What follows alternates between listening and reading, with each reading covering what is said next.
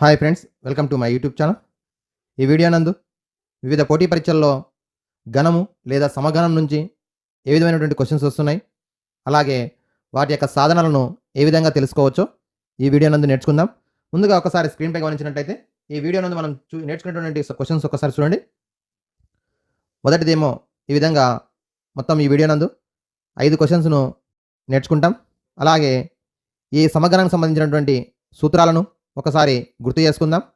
మొదటి సూత్రం గమనించినట్టయితే మరి సమఘనము అనగా పొడవు, వెడల్పు, ఎత్తు 3 కూడా సమానంగా ఉంటూ ప్రక్కతలాలు భూమి మరియు పైతలం చతురస్రాలుగా ఉంటూ పక్కతలాలు కూడా చతురస్రాలు అయినటువంటి దీనిని సమఘనంగా తీసుకుంటాం.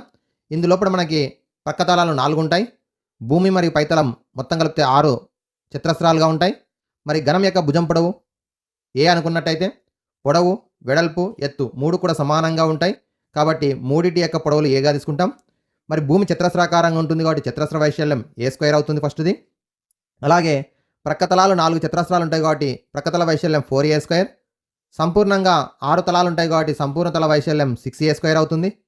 అలాగే ఘనం యొక్క ఘన పరిమాణము పొడవు ఇంటూ వెడల్పు ఇంటూ ఎత్తు కాబట్టి A ఇంటూ ఏ క్యూబ్ అవుతుంది. అలాగే ఘనం యొక్క కర్ణము అనగా ఈ కార్నర్ నుంచి ఈ మూల నుంచి ఈ మూలకు ఉన్నటువంటి ఈ పొడవును గరిష్ట పొడవునే మనం కర్ణంగా తీసుకుంటాం. కర్ణం యొక్క పొడవు √3 ఇంటూ ఏ యూనిట్స్ అవుతుంది. ఇవి మనకి సమఘనానికి సంబంధించినటువంటి సూత్రాలు. ఈ అంశాలపైన మనకి వివిధ క్వశ్చన్స్ రావడం జరుగుతుంది. అందులో కొన్ని క్వశ్చన్స్ను ఈ వీడియో నందు నేర్చుకుందాం.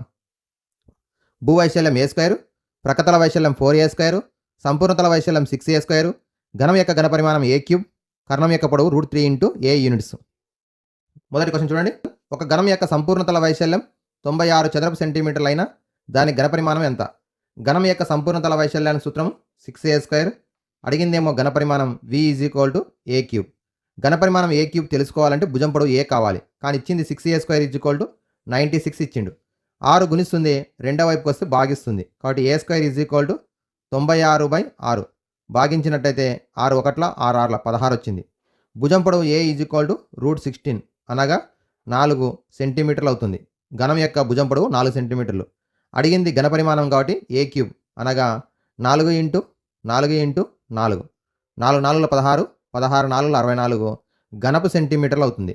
సెంటీమీటర్ క్యూబ్ లేదా ఘనపు సెంటీమీటర్లు అవుతుంది. ఇది ఘనం యొక్క సంపూర్ణ తల వైశాల్యం 96 చదరపు సెంటీమీటర్లు అయినప్పుడు 6A² 96, A² 96/6 16 అవుతుంది. మరి A √16 అనగా 4 సెంటీమీటర్లు అవుతుంది. అడిగింది ఘన పరిమాణం కాబట్టి A³ 4 ఇంటూ 4 ఇంటూ 4 64 ఘనపు సెంటీమీటర్లు అవుతుంది. ఓకే, నెక్స్ట్ రెండో క్వశ్చన్ చూడండి. 8 సెంటీమీటర్ల భుజం కలిగినటువంటి 3 సమఘనాలను పక్కపక్కన చేర్చినప్పుడు ఏర్పడినటువంటి దీర్ఘఘనం యొక్క ఘన పరిమాణం ఎంత? ఇక్కడ 3 క్యూబ్స్ ఉన్నాయి. మరి ఈ 3 క్యూబ్స్లో కూడా ఒక్కొక్క భుజం పొడవు 8 సెంటీమీటర్లు ఇచ్చిండు. ఒక్కొక్క ఘనం యొక్క భుజం పొడవు 8 సెంటీమీటర్లు ఇచ్చిండు. అటువంటి సమఘనాలను మూడింటిని ఒకదాని పక్కన ఒకటి చేర్చినట్లయితే మరి ఒకసారి గమనించినట్టయితే ఈ విధంగా చేర్చినప్పుడు దాని యొక్క దీర్ఘఘనం ఏర్పడుతుంది. ఈ దీర్ఘఘనం యొక్క 3 సమఘనాలను ఏర్పరచడం వల్ల పొడవు L = 8 3 24 సెంటీమీటర్లు అవుతుంది. అలాగే వెడల్పు కానీ ఎత్తు కానీ సమఘనానికి ఎంత ఉంటుందో అంతే ఉంటుంది. ఇక్కడ పొడవు మాత్రమే పెరుగుతుంది. ఎందుకనగా 3 సమఘనాలను ఒకదాని పక్కన ఒకటి చేర్చినప్పుడు పొడవు ఇంక్రీజ్ అవుతుంది, వెడల్పు ఎత్తులో తేడా ఉండదు. ఇప్పుడు అడిగింది దీర్ఘఘనం యొక్క ఘన పరిమాణం. So V = L × B × H 24 × 8 × 8.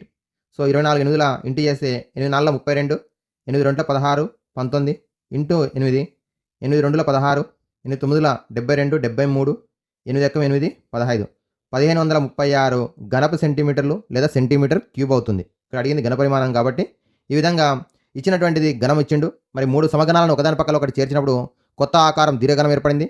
ఈ దీర్ఘఘనం యొక్క ఘన పరిమాణం పొడవు ఇంటూ వెడల్పు ఇంటూ ఎత్తు. ఇందులో పొడవు అనగా మరి 24 సెంటీమీటర్లు అవుతుంది. వెడల్పు 8 సెంటీమీటర్లు, ఎత్తు 8 సెంటీమీటర్లు.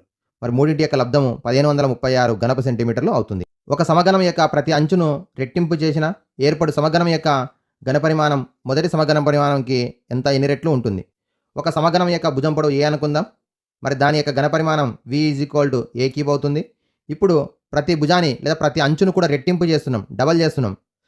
అప్పుడు దాని యొక్క అంచు పొడవు లేదా భుజం పొడవు 2A అవుతుంది.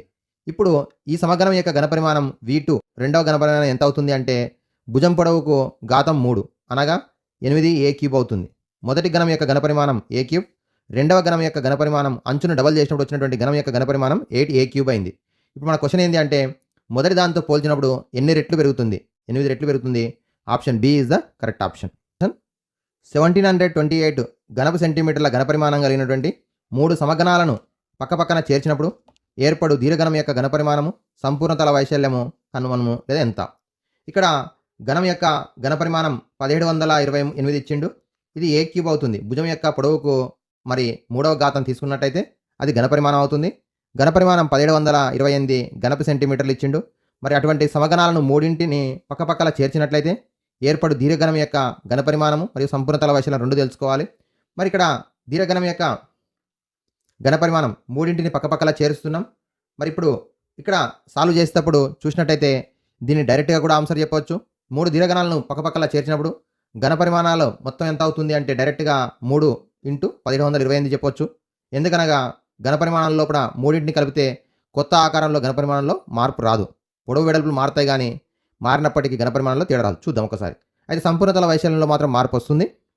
ముందుగా 1728ని మరి 3 ప్రధాన సమాన కారణాంకాల లబ్ధంగా రాద్దాం. మరి 1728ను ప్రధాన కారణాంకాల లబ్ధంగా మార్చినట్లయితే 2 8ల, అలాగే 2 6ల, 2 4ల, అలాగే 2 4ల, 2 2ల, 2 3ల, 2 2ల, 2 2ల, 2 1ల, 2 6ల, అలాగే మరి ఇక్కడ మనం తెలిసినటువంటి దాన్ని డైరెక్ట్గా కూడా రాయొచ్చు. నాకు ఇక్కడ తెలుసు కాబట్టి 6 36ల, 6 6ల డైరెక్ట్ రాస్తున్నా, 6 1ల. ఇప్పుడు దీని నుంచి మనం ఏం రాయొచ్చు అంటే ఇదొక జత, ఇదొక జత, ఇది ఒకటి, మొత్తం మీద 12 × 12 × 12 వస్తుంది. సో 12 ఘాతం 3 అవుతుంది. ఇది a³. మరి a = 12 అవుతుంది. మరి భుజం పొడవు 12 కాబట్టి మరి దీర్ఘఘనం యొక్క పొడవు 3 పక్కపక్కల చేరుస్తున్నాం కాబట్టి 36 సెంటీమీటర్లు, వెడల్పు 12 సెంటీమీటర్లు, ఎత్తు 12 సెంటీమీటర్లు. అడిగినటువంటిది మనకి ఈ క్వశ్చన్ లోపల ఘనపరిమాణం అడిగిండు, అలాగే ప్రక్కతల వైశాల్యం కూడా అడిగిండు. మరి ఘనపరిమాణం ఏమో v = L × b × h కాబట్టి 36 × 12 × 12. సో 12 6ల 72, 12 36 43 × 12, 12 2ల 24, 12 36 38, 12 4ల 48 51. ఓకే, ఒకసారి చూసినట్టయితే మీరు దీన్ని ఘనపరిమాణాన్ని 3 రెట్లు చేసినా కూడా ఇక్కడ సేమ్ వస్తుంది. 4 3 2 6 7 8 3 17 51 5184. ఓకేనా. అయితే సంపూర్ణతల వైశాల్యం మాత్రం తేడా వస్తుంది. సంపూర్ణతల వైశాల్యానికి సూత్రము మనకి 2 times of LB + BH + LH 2 × మరి ఇక్కడ చూసినట్టయితే 36 × 12 432 + 12 12ల 144, మళ్ళీ 12 36ల 432. సో యాడ్ చేసినట్టయితే మరి 432 432 864 + 144 కూడినట్టయితే 8 0 10 1008 అవుతుంది. 1008కి డబల్ 2016 చదరపు సెంటీమీటర్లు అవుతుంది. ఈ విధంగా మరి ఘనపరిమాణం నుంచి భుజం పొడవు తెలుసుకున్నాం. మళ్ళీ భుజం పొడవు నుంచి ఆధారంగా చేసుకుని 3 సమఘనాలను పక్కపక్కల చేరుస్తున్నాం కాబట్టి దీర్ఘఘనం ఏర్పడుతుంది. ఆ దీర్ఘఘనం యొక్క పొడవు 36 సెంటీమీటర్లు, వెడల్పు 12 సెంటీమీటర్లు, ఎత్తు 12 సెంటీమీటర్లు అవుతుంది. దీన్ని ఆధారంగా చేసుకుని ఘనపరిమాణము మరియు సంపూర్ణతల వైశాల్యం కూడా తెలుసుకోవడం జరిగింది. నెక్స్ట్ ఇది 5వ క్వశ్చన్. ఒక సమఘనం యొక్క ప్రక్కతల వైశాల్యం 0.81 చదరపు సెంటీమీటర్లు అనగా సెంటీమీటర్ స్క్వేర్. అయితే దాని అంచు పొడవు ఎంత? సమఘనం యొక్క ప్రక్కతల వైశాల్యం సూత్రం 4a² = 0.81 సెంటీమీటర్ స్క్వేర్ ఇచ్చిండు. భుజం పొడవు ఏ అడిగిండు. సో ఇందులో 4 గుణిస్తుంది, రెండో వైపు వస్తే భాగిస్తుంది. అలాగే 0.81ను మనకి దశాంశ రూపంలో ఉంది.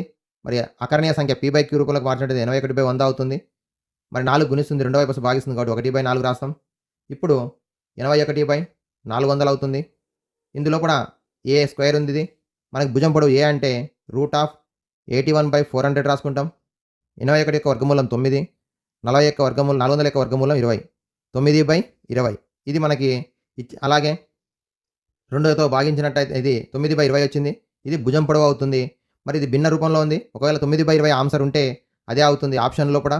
లేదు దశాంశ రూపంలోకి వచ్చినట్టయితే మనం దీన్ని 5తో గుణించినట్టయితే లేదా 20తో భాగిస్తే మనకి 2 10ల 2 4ల 2.5 వస్తుంది. సో 4.5. ఇప్పుడు మళ్ళొక 0 ఉంది, హారం లోపల 10 ఉంది కాబట్టి 10తో భాగిస్తే 0.45 0.45 అవుతుంది. ఓకే, ఇది మనకి ఆన్సరు. లేదు ఇంకో రకంగా ఎలా చేయొచ్చు అంటే 9/20 అంటే కింద హారం లోపల మనకి ఒక 0 ఉన్నటువంటి చివరిలో ఒక సంఖ్య 0 ఉన్నటువంటి సంఖ్య ఉంది కాబట్టి ఒక అంకె ముందు పాయింట్ రాస్తే 0.9/2 అవుతుంది. భాగించినట్టయితే 0.45 సెంటీమీటర్లు అవుతుంది. ఈ విధంగా సమగణం యొక్క ప్రకతల వైశాల్యం ఇచ్చినప్పుడు, అది దశాంశ రూపంలో ఇచ్చినప్పుడు ఈ విధంగా మనం ఏం చేస్తున్నాం అంటే అంచు లేదా భుజం పొడవు తెలుసుకోవడం జరుగుతుంది. Thank you. Like, share and subscribe my YouTube channel.